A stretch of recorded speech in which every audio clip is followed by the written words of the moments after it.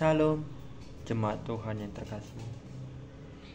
Pemberitaan firman Tuhan kita pada hari Minggu ini terambil dari Filipi 1 ayatnya yang ke-21 sampai dengan 30. Filipi 1 ayatnya yang ke-21 sampai dengan 30. Dengan tema yang saya angkat adalah hidup adalah seni memilih. Sekali lagi, hidup adalah seni memilih. Demikian pemberitaan firman Tuhan.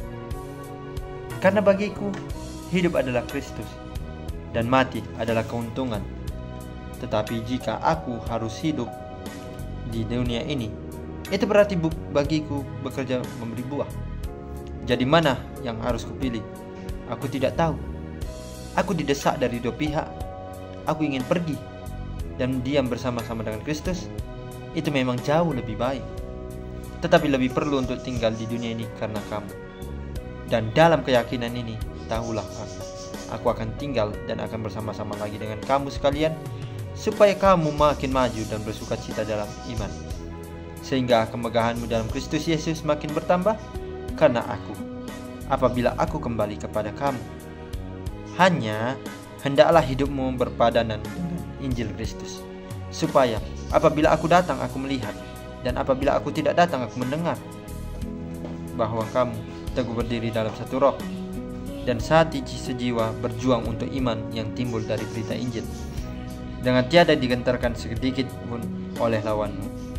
Bagi mereka semuanya itu adalah tanda kebinasaan, tetapi bagi kamu tanda keselamatan, dan itu datangnya dari Allah. Sebab kepada kamu dikaruniakan bukan saja untuk percaya kepada Kristus, melainkan juga untuk menderita untuk Dia, dalam pergumulan yang sama seperti yang dahulu kamu lihat padaku dan yang sekarang kamu dengar tentang aku. Pemberitaan firman Tuhan kita pada hari ini belajar dari tentang yang namanya adalah dari Rasul Paulus. Siapa sih yang tidak kenal dengan Rasul Paulus? Rasul Paulus seorang rasul yang sangat baik, sangat taat kepada Tuhan, dan yang juga adalah dia patuh kepada perintah Tuhan. Nah, dalam Filipi ini dikisahkan bahwasannya Paulus di penjara. Dia memberikan sebuah kesaksian. Seperti yang kita ketahui, saudara-saudara sekalian, Paulus itu keluar masuk penjara, disiksa, dimaki. Oleh karena apa? Oleh karena demi memuliakan nama Tuhan. Banyak orang-orang Yahudi, banyak orang-orang yang tidak percaya kepada Tuhan, yang ketika mendengar perkataan Paulus ini, mereka membawa Paulus ke dalam penjara. Mereka menyiksanya. Apa tanggapan Paulus? Tanggapan Paulus sangat singkat sekali. Dia hanya bilang, aku memberitakan kabar Injil kepada kamu karena aku percaya kepada Tuhan, dan aku ingin memberitakan kepercayaanku itu kepada kamu sekalian. Lantas yang menjadi pertanyaan, jika kita hidup dalam kesulitan, apakah kita mau hidup lepas dari Tuhan? Apakah kita mau hidup sendiri? Atau lantas kita tidak berhadapan dengan yang namanya kesulitan, kita lebih memilih untuk tinggal di dalam dunia dan tidak peduli akan Tuhan yang kita sembah? Pertanyaan ini mungkin agak sedikit memikirkan bahwasanya hal ini adalah hal yang sangat sulit untuk dijawab. Tetapi kalau secara singkat kita menjawabnya, kita tentu kalau di dalam memilih, tentu pilihan kitanya adalah, prioritasnya adalah memilih Tuhan itu sendiri. Karena apa? Karena melalui Tuhan hidup kita tidak berarti apa-apa. Kita tidak bisa hidup di dunia ini tanpa ada bantuan dari Tuhan, tanpa ada pertolongan dari Tuhan. Manusia sesungguhnya, jika kita berbicara dari segi ilmu sosial, mengatakan bahwasanya manusia tidak bisa hidup sendiri. Karena itu manusia memerlukan bantuan orang lain. Di dalam mungkin beberapa teman-teman atau saudara seiman yang mengatakan bahwasanya pernah mendengar seperti perkataan tersebut. Paulus sendiri, dia tidak bisa hidup sendiri. Sama seperti kita, dia bisa hidup sendiri tanpa bantuan orang lain. Nah, oleh sebab itu Mungkin ada sebuah ilustrasi yang mengangkat dari seperti apa yang dikatakan oleh Paulus dalam kesaksiannya di penjara. Ada sebuah ilustrasi yang bisa saya angkat dalam pemberitaan firman Tuhan hari ini. Yang pertama yaitu adalah dalam memilih pertemanan. Mungkin kita sering mendengar yang namanya circle ini, circle itu, circle ini tidak suka dengan itu, dan begitu sebaliknya. Nah, dalam pertemanan itu kita diberikan misalnya ada pertanyaan. Pertanyaannya itu adalah orang yang kontra atau orang yang perantara. Jadi dia perantara itu different. Jadi different. Jadi dia di tengah-tengah. Jadi dia bisa memilih atau tidak. Nah, dia memberikan pertanyaan kepada kita. Yaitu pertanyaannya adalah, ketika kamu disuruh memilih pertemanan, apa sih yang kamu lihat dari pertemanan itu? Apakah pertama, karena dia baik terus dia sering mengirimkan tugas kepadamu? Yang kedua, dia baik tetapi bisa kita bodoh-bodohi terus, dan dia gampang kita manfaatkan begitu. Nah, dari dua opsi ini, ketika dipertanyakan pada saya memilih pertemanan. Kenapa? Pertemanan itu adalah sebuah hal yang sangat harus kita, yang dinamakan adalah sesuatu yang diawali dengan namanya adalah kepribadian dari kita. Lihat, itu adalah kepribadian teman kita itu sendiri. Pertemanan, kita boleh berteman, boleh berteman dengan siapapun, tapi kita lihat apakah dia benar-benar tulus menerima kamu apa adanya. Bukan sebagai pacar aja ya, bukan hanya pacar yang bisa menerima apa adanya, tapi di dalam pertemanan.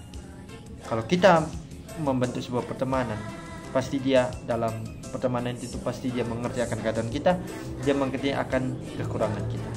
Nah, opsi pertama yang saya katakan bahwasanya adalah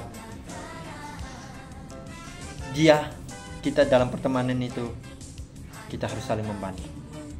Dalam memilih pertemanan kita harus saling membantu, saling tolong menolong, dan juga saling terbuka untuk berdiskusi bagaimana tentang kehidupan ini. Hidup dalam pertemanan adalah suatu pilihan yang sangat sulit tadi saya katakan. Karena tantangan dan kesulitan itu tidak bisa selesai sendiri dengan cara kita sendiri, tanpa bantuan Tuhan. Lewat bantuan Tuhan kita bisa memilih mana yang baik dan mana yang buruk.